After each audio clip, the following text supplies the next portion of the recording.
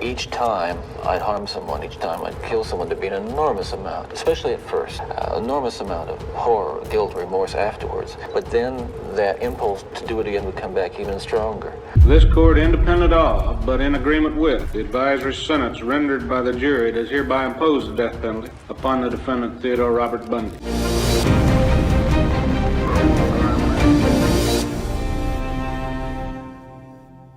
Hey guys, it's Nessie and welcome back to Historytelling. Selamat datang kembali di Historytelling. Udah lama di Neror kita membahas tentang true crimes atau kejahatan asli. Tapi di video-video sebelumnya di mana kita membahas secara singkat, aku ngeliat banyak banget komentar yang mengatakan bahwa dari kasus-kasus yang pernah kita bahas, banyak sekali pelajaran yang bisa dipetik. Seperti mengenal skema-skema yang digunakan sama pelaku kriminal ulung, bahaya dari mempercayai orang yang tidak dikenal, atau bahaya dari mempercayai orang yang hanya terlihat baik. Karena belum tentu kita benar-benar tahu apa niat yang sudah tertanam dalam kepala mereka. Nah, deskripsi tadi itu pas banget untuk menjelaskan kriminal yang akan kita bahas hari ini. Kita akan bahas sejarahnya bukan untuk mengglorifikasi kehidupannya, melainkan melihat pattern atau pola yang akhirnya menghasilkan manusia sejahat iblis. Bahkan di akhir kehidupannya, jam-jam terakhir sebelum dia dieksekusi, ia mengaku bahwa ada kejadian di masa kecilnya yang membuat ia terjerumus semakin lama semakin parah saat ia dewasa. Dan yes, hari ini kita akan membahas Ted Bundy.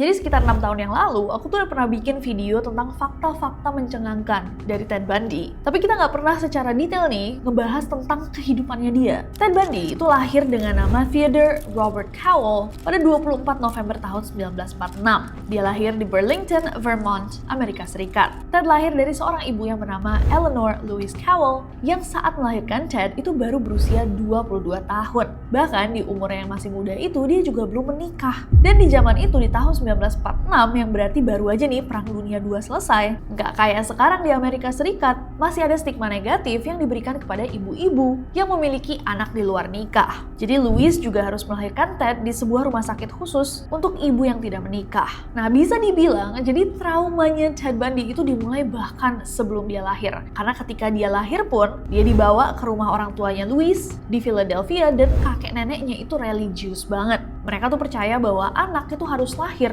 dari pernikahan yang sah. Nah, tentunya Ted yang lahir di luar nikah itu dianggap sebagai aib. Dan pada zaman-zaman itu mungkin juga society di Amerika Serikat tuh nggak seindividualis sekarang. Mereka nggak mau nih orang-orang tetangga-tetangganya pada tahu, pada ngomongin. Mereka dapat stigma buruk di gereja. Jadi aib tersebut harus dikubur dalam-dalam. Tapi gimana nutupin seorang anak? Nah, keluarganya Louise itu membuat sebuah kebohongan besar, guys. Mereka mengatakan bahwa orang tuanya Ted Bundy yang asli, Louise, itu adalah kakaknya Ted. Sementara kakek neneknya adalah orang tuanya Ted. Tapi ya kalau di aktenya itu sesuai dengan kebenarannya bahwa dia adalah anaknya Louise. Tapi identitas ayah kandungnya itu nggak diketahui dan tidak dicantumkan juga di akte tersebut. Nah, di tahun 1950, Louise pindah ke Washington membawa Ted dan tinggal di rumah sepupunya. Dan di tahun 1951, dia menemukan cinta kembali dan dia menikah dengan seorang pria bernama Johnny Bundy, seorang juru masak di rumah sakit. Nah, sejak saat itu, karena Ted masih kecil banget ya guys, dibawa sama ibunya, yang dia taunya sebagai kakaknya, dia ikut-ikut aja. Dia nggak mempertanyakan gitu. Dan ketika Louise menikah sama Johnny Bundy, namanya Ted juga ikut tuh guys, jadi Ted Bundy. Jadi nama belakangnya yang tadinya Cowell itu diubah menjadi Bundy. Nah, entah apakah arrangement atau kebingungan tersebut ada efeknya sama Ted Bundy yang masih kecil, cuma dari usia 3 tahun, dia tuh sudah menunjukkan ketertarikan yang tidak normal untuk anak biasanya, karena dia terobsesi sama pisau. Bahkan dia tuh suka meletakkan pisau di sekitar tantenya kalau dia lagi nungguin tantenya tuh bangun tidur. Nah, gedean dikit, Ted tuh ketahuan dia suka membedah tikus di hutan menggunakan pisau. Kemudian kejahatannya ke binatang-binatang lain itu mulai berkembang dari menggantung kucing pakai tali jemuran kemudian membakarnya dan hal-hal seperti itu. Dia juga pernah mencoba untuk mencelakakan orang dengan mencoba menenggelamkan orang yang lagi naik perahu atau berenang. Dan setiap dia ketahuan dan dimarahin, dia tuh kayak nggak pernah ngeliatin perasaan menyesal atau rasa bersalah. Nah, nggak tahu nih dia IQ-nya berapa, tapi IQ-nya itu tinggi banget. Karena di sekolah dia tuh bisa dibilang salah satu anak yang cerdas banget, cukup berprestasi. Walaupun emang di sekolah tuh dia sulit bergaul karena dia introvert, jarang punya teman dekat, cukup tertutup, dan sempat menjadi target bullying pas dia sekolah. Kayak pas dia SMP di Hunt Junior High School, dia mengalami bullying dari teman sekelasnya di mana dia disiram pakai air dingin pas lagi mandi di kamar mandi terbuka. Nah, di masa-masa sekolah ini guys, karena dia tuh selalu sendiri, dia ngerasa kayak dia nggak punya sahabat, nggak terlalu populer. Ted itu sering banget main-main sendiri. Nah, suatu ketika dia lagi bongkar-bongkar tempat sampah untuk mencari kalau misalkan ada barang-barang yang berharga yang dibuang sama pemilik rumah. Nah, pas dia nyari-nyari gitu, dia nemuin sebuah majalah pornografi. Dibukalah sama dia, tentunya dia shock, tapi itu menjadi sesuatu yang sangat addicting buat dia. Jadi candu. Nah, ketika dia memasuki nih masa-masa SMA, perilakunya semakin parah. Dia suka mengintip rumah orang, dia ngambil barang-barang yang dia inginkan, dan dia makin intens mengonsumsi materi-materi tidak senonoh itu. Meski begitu, ini tuh semua dia lakukan guys in private alias di belakang layar. Karena di hadapan orang dewasa lainnya, dia tetap menunjukkan citra yang sopan, rapi, cerdas. Dia pun menyelesaikan akhir masa remajanya dengan menyelesaikan sekolahnya dengan baik, kemudian melanjutkan studinya ke jenjang kuliah, jenjang perguruan tinggi. Jadi Ted Bundy tuh lulus di tahun 1965 dan kemudian dia masuk ke University of Puget Sound selama 1 tahun.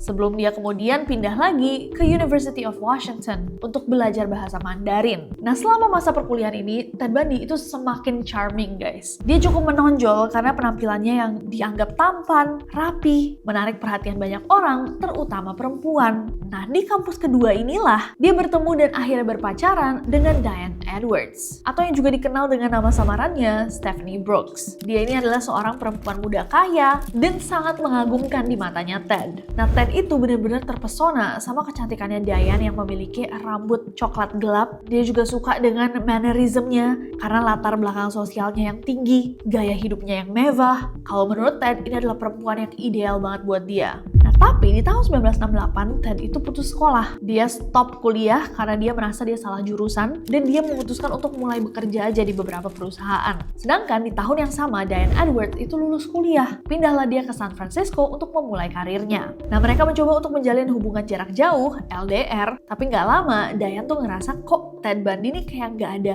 tujuan hidup yang jelas. Kayak dia belum tahu nih mau kemana. Diane ngerasa bahwa mereka sudah tidak sevisi semisi dan memutuskan hubungan mereka. Dan pas diputusin sama Diane ini, Ted itu frustrasi guys. Dia stres banget diputusin the love of his life. Saking stresnya guys, dia kayak udah aku mau traveling aja biar nggak inget-inget Diane. Dia ke Colorado, ke Arkansas, kemudian bahkan dia sampai balik guys ke Philadelphia, ke rumah orang tuanya. Nah, kalau misalkan kalian mikir bahwa kita nggak memberikan detail kapan Ted tahu bahwa kakaknya adalah ibunya, itu karena belum. Baru disinilah, di trip ke Philadelphia ini, saat dia di usia kuliahan, dia balik ke Philadelphia dan diberitahu sama orang tuanya bahwa mereka itu sebenarnya kakek neneknya. Tambah stres lah si Ted. Dia kayak, hah?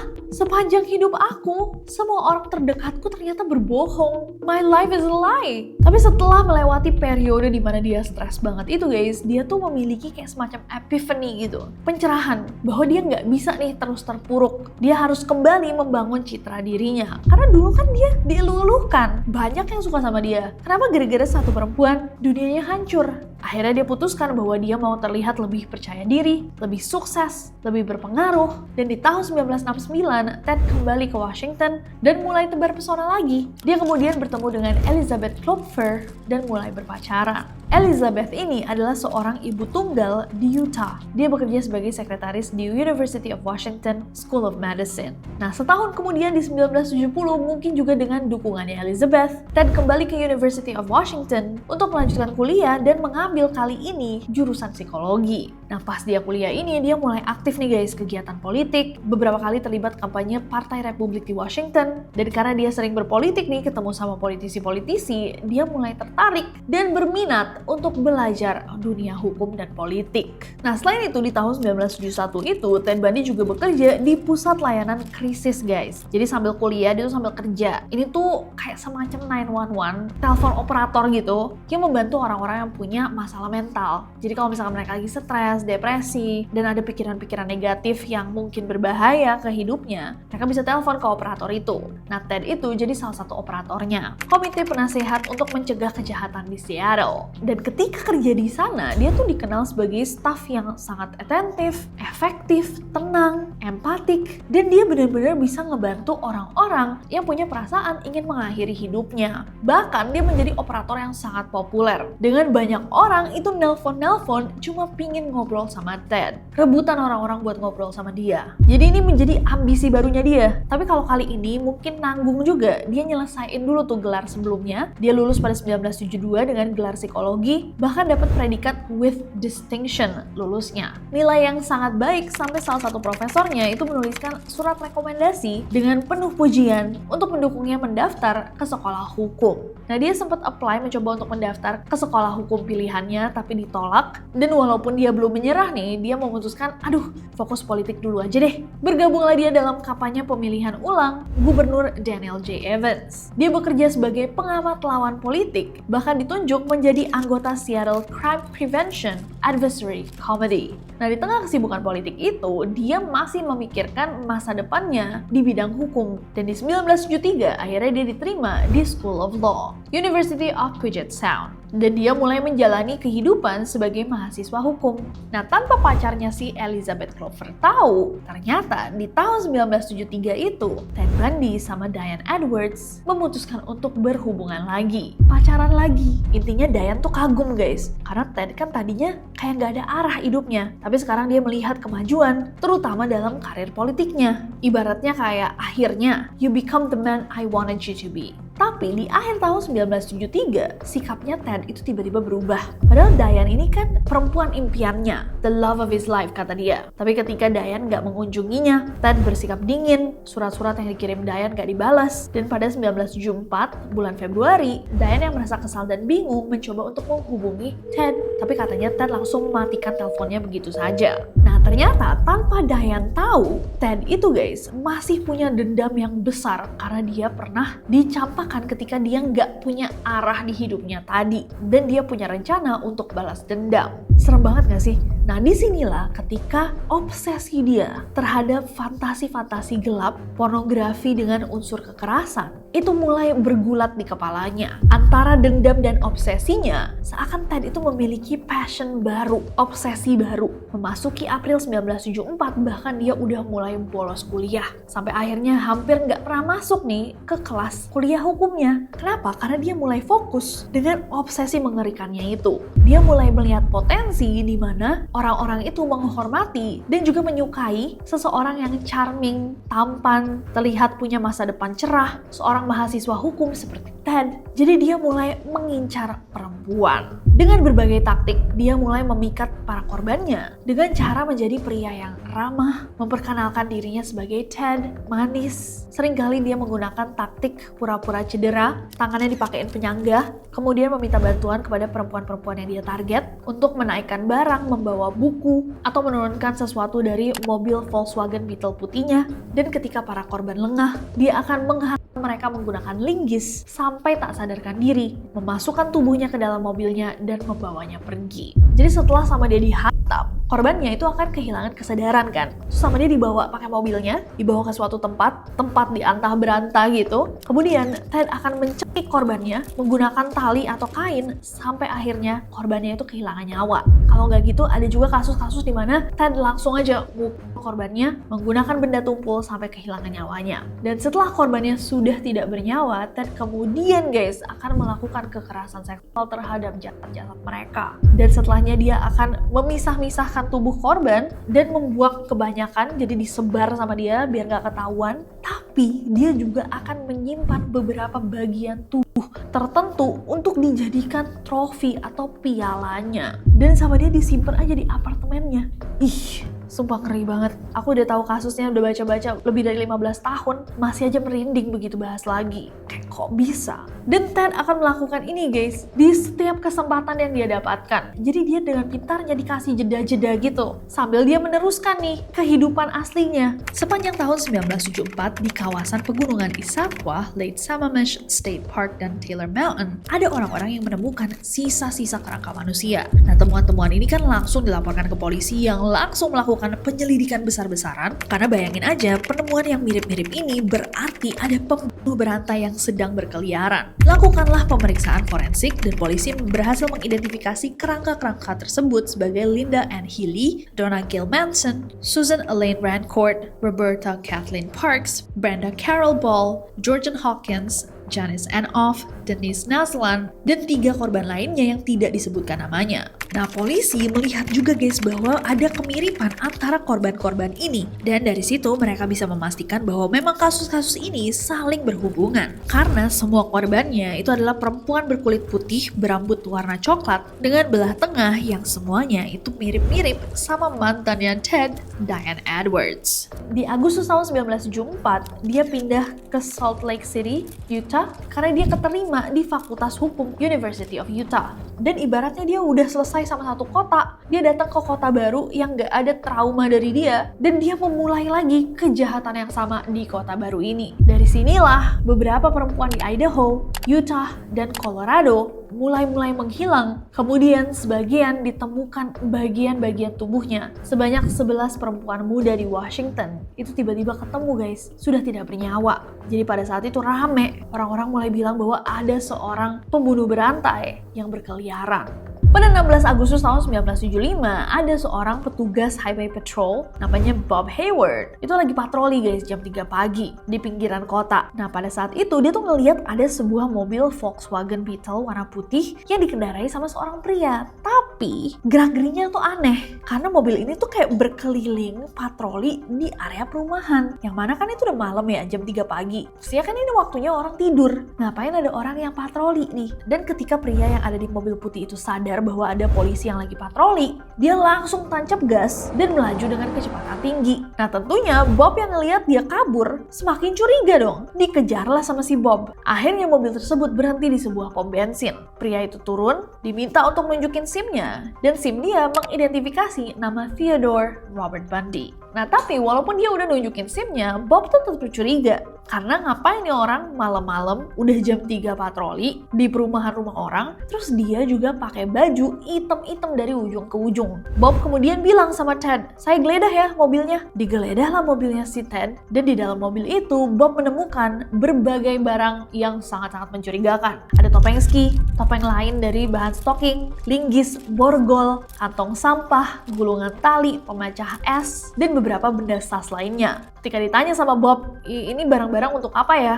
Ted mencoba untuk menjelaskan satu-satu tuh. Katanya, "Ini kan topeng saya untuk bermain ski, ini borgol saya nemu di tempat sampah, barang-barang lain juga ini perlengkapan rumah tangga aja sih sebenarnya Pak, gak ada yang aneh kok." Tapi karena terlalu mencurigakan, ketika balik, Bob meminta divisi polisinya untuk mulai menyelidiki lebih lanjut tentang Ted. Jadi disinilah proses penyelidikan polisi itu dimulai. Nah, setelah proses penyelidikan yang cukup rumit dan sangat panjang, polisi akhirnya sampai ke satu nama guys. Seorang perempuan bernama Carol DeRonch. Jadi Carol DeRonch itu cerita sama polisi guys bahwa dia itu sempat jadi korban hampir penculikan ketika dia diculik sama seorang pria muda yang kelihatan rapih dan dia menyamar sebagai seorang polisi. Si pemuda itu membawa mobil Volkswagen Beetle warna putih yang dalamnya berbau alkohol. Jadi Carol sudah sempat masuk ke dalam mobil itu, dan ketika dia hendak disekap guys, dia tuh bergerak lebih cepat dan berhasil melawan. Akhirnya dia berhasil kabur dari mobil tersebut. Nah, polisi pun bertanya-tanya nih, siapa nih pria yang hampir menculik dia? Nah, akhirnya polisi melakukan Hall of Justice, di mana orang-orang yang dicurigai itu disuruh berdiri semua guys, dan Carol disuruh melihat apakah pelakunya ada di line of justice itu. Dan salah satu orang yang ada di line of justice itu Ted. Dan begitu Carol ngelihat Ted guys, dia langsung pada saat itu juga nunjuk Ted sebagai sang pelaku. Akhirnya Ted pun dipenjara. Tapi walaupun dia udah dipenjara nih, dia tuh kayak keinginan untuk mencari masalahnya tuh gak habis-habis. Di 1976 dia mencoba untuk kabur. Ketahuan dia ada di semak-semak halaman penjara udah bawa barang-barang. Gara-gara itu dia dimasukin ke sel isolasi untuk beberapa minggu. Pas dia di penjara, pihak otoritas Colorado secara resmi mendakwa Ted atas penghilangan nyawa korban lainnya yang ditemukan sudah tidak bernyawa. Akhirnya dia dipindahin ke penjara lain untuk menghadapi dakwaan baru tersebut. Pada 7 Juni tahun 1977, dia menghadiri sidang pendahuluannya. Dan kalian tahu guys, ini salah satu hal yang selalu dibahas ketika ngomongin Ted Bundy, dia tuh pede luar biasa. Dan bisa dibilang bahwa karena dia pinter dan charming, mudah banget untuk orang itu bersimpati sama dia. Saking pedenya, ini orang begitu di pengadilan memilih untuk menjadi lawyernya sendiri. Dia nggak pakai pengacara, dia meminta untuk membela dirinya sendiri. Dan karena dia menjadi pengacaranya sendiri, hakim tuh memperbolehkan dia untuk datang di pengadilan tanpa borgol. Dan saat sidang istirahat, Ted Bundy itu meminta izin untuk ke perpustakaan karena dia bilang bahwa dia tuh mau mempelajari berkas-berkasnya. Apa yang dia lakukan ketika tangannya tidak diborgol? Dia buka jendela di perpustakaan hukum, terus loncat. Dia loncat dari lantai 2, berusaha untuk kabur. Bundy jumped out of this second-story window at the front of the Pitkin County Courthouse this morning. He was scheduled for a court appearance and apparently had been locked into the law library by sheriff's deputies while attorneys were arguing a motion to strike the death penalty. Setelah berhasil keluar dari gedung itu, dia bersembunyi di pegunungan, kemudian dia tersesat untuk beberapa hari, jadi mau nggak mau dia harus balik ke arah kota. Dia mencuri mobil dan akhirnya ketangkep lagi 6 hari setelah dia buron. Udah ketangkep lagi, mungkin kalian mikir kapok kali ya? Belum guys. Balik lagi di penjara, dia berbulan-bulan menghabiskan waktu untuk menggergaji dan memanjat ke bagian atas langit-langit selnya, kemudian berhasil masuk ke apartemen kepala sipir yang sedang pergi, berganti pakaian menggunakan baju sipir, dan melarikan diri dengan berjalan keluar dari penjara dengan tenang, berpura-pura menjadi sipir penjara. Lagi-lagi dia mencuri mobil untuk meninggalkan Colorado. Kemudian dia terbang ke Chicago, bergerak menuju Florida dengan mobil curian lagi. Kejahatan yang menempatkan dia di penjara itu guys, ternyata dia juga belum kapok untuk melakukan. Pada 15 Januari tahun 1978, Ted kembali menyerang 2 orang. Dia masuk ke sorority house, rumah perkumpulan mahasiswi di Florida State University, dan menyerang 2 mahasiswi sampai mereka kehilangan nyawanya. Itu terjadi di Januari. Di Februarinya, dia menculik anak berusia 12 tahun dan menghabisi nyawanya. Kemudian dia mencoba untuk melarikan diri lagi, tapi diberhentikan dan ditangkap akhirnya sama polisi di Pensacola. Dia ditangkap karena mobil yang dia pakai adalah mobil curian. Betapa kagetnya sang polisi begitu mengetahui bahwa orang yang di-stop itu adalah orang yang pada saat itu buronan paling dicari di Amerika Serikat. Penangkapan ini akhirnya membuka jalan untuk persidangan besar yang berlangsung di Florida. Akhirnya pada Mei tahun 1978, Dewan Juri Florida itu mendakwa Ted Bundy atas penghilangan nyawa tingkat pertama, percobaan penghilangan nyawa, dan pembobolan dalam kasus serangan di rumah sorority house tadi, rumah perkumpulan Chi Omega. Di persidangan, kesaksian saksi dan bukti forensik, termasuk salah satunya adalah kecocokan bekas gigitan yang ada di salah satu tubuh korban dengan susunan giginya Ted Bundy sendiri, memperkuat dakwaan. Dan akhirnya pada 24 Juli tahun 1979, juri menyatakan bahwa Ted bersalah atas penghilangan nyawa 2 mahasiswi di rumah perkumpulan Chi Omega yang membuatnya dijatuhi hukuman eksekusi. Pada Desember 1979 dalam persidangan terpisah untuk kasus yang anak 12 tahun itu, dia lagi-lagi dinyatakan bersalah. Dia mendapatkan hukuman eksekusi untuk ketiga kalinya. Dan kalian mesti tahu guys, dalam persidangan ini hal yang paling gila adalah Ted itu mendapatkan banyak sekali pesan dukungan dari perempuan-perempuan yang ngefans sama dia. Bahkan ketika dia mendapatkan hukuman eksekusi, itu banyak perempuan yang sok-sok sedih. Banyak fansnya juga yang mendatangi dia ke penjara, antara ngirim surat atau bahkan bersedia untuk berhubungan sama dia. Bahkan salah satu fansnya, namanya Carol Ann Boone, itu terus-terusan mendatangi Ted sampai menjalin hubungan sama Ted. Dan pada 9 Februari tahun 1980, ada salah satu momen gak masuk akal di mana Ted itu melamar Carol di depan hakim. Padahal itu vonisnya udah fix guys, bahwa dia akan dieksekusi. Carol, do you want to marry me? And I want to marry you.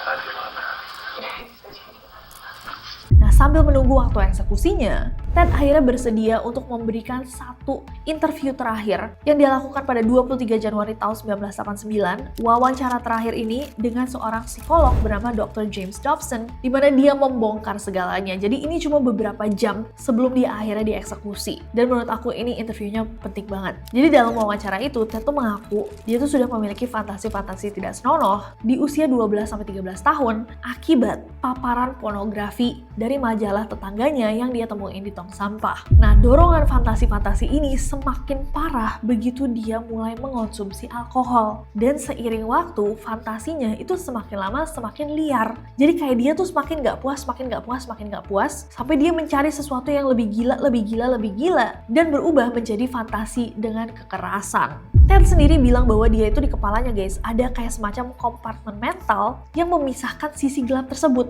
Jadi di kehidupan sehari-harinya nggak ada satupun orang di sekitar dia yang tahu tentang fantasi-fantasi gila ini. Atau apa yang dia lakukan di malam hari. Nah, Ted itu juga bilang dalam interview tersebut bahwa orang-orang seperti dirinya itu banyak yang punya masalah yang sama di mana mereka itu kecanduan pornografi. Dia bilang bahwa itu sebagai bahan bakar untuk fantasi mereka. Intinya dia mengatakan bahwa masalahnya tuh masih ada dan kecanduan itu akan terus mencetak orang-orang jahat seperti dirinya. Psikolog forensik itu juga menilai Ted ini menunjukkan tingkat psikopat yang tinggi. Dia dinilai memiliki sifat manipulatif, sering berbohong, merasa dirinya unggul, dan tidak memiliki empati terhadap korban. What alcohol did, in conjunction with, let's say, my exposure to pornography, was alcohol reduced my inhibitions. At the same time, the fantasy life that was fueled by pornography. Sebelum dieksekusi, Ted sempat menelpon ibunya untuk meminta maaf atas penderitaan yang dia sebabkan, dan dia mengatakan, "Aku sangat menyesal sudah membuatmu menderita seperti ini, tapi ada bagian dari diriku yang selama ini tersembunyi." Akhirnya pada jam 7.16 pagi pada 24 Januari tahun 1989, hukuman eksekusi untuk Ted Bundy dilaksanakan menggunakan kursi listrik.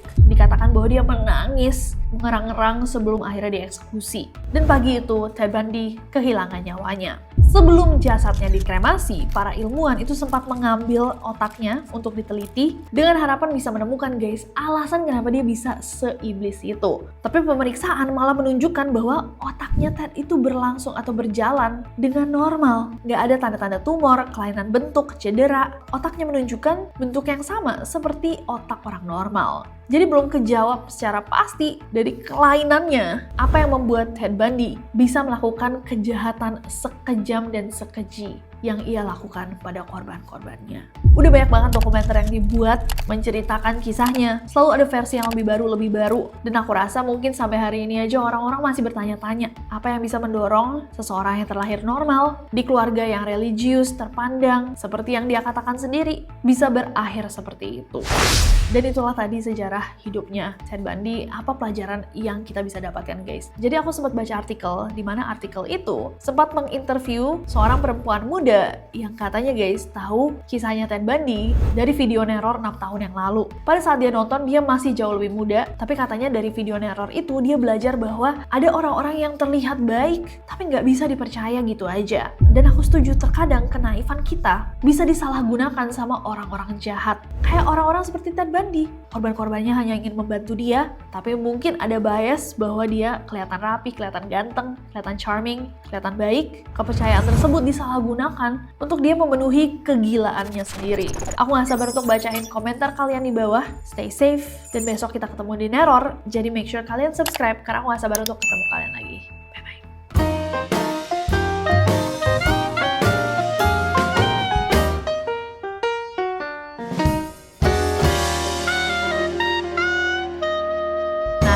On for a while. Itu berjalan. Itu terjadi untuk berapa? Ditemukan sudah tidak ditemukan. Gimana? Ditemukan sudah tidak bernyawa. Oh iya. Ditemukan sudah tidak, bingung aku. Dia masuk ke rumah perkumpulan mahasiswi Chi Omega.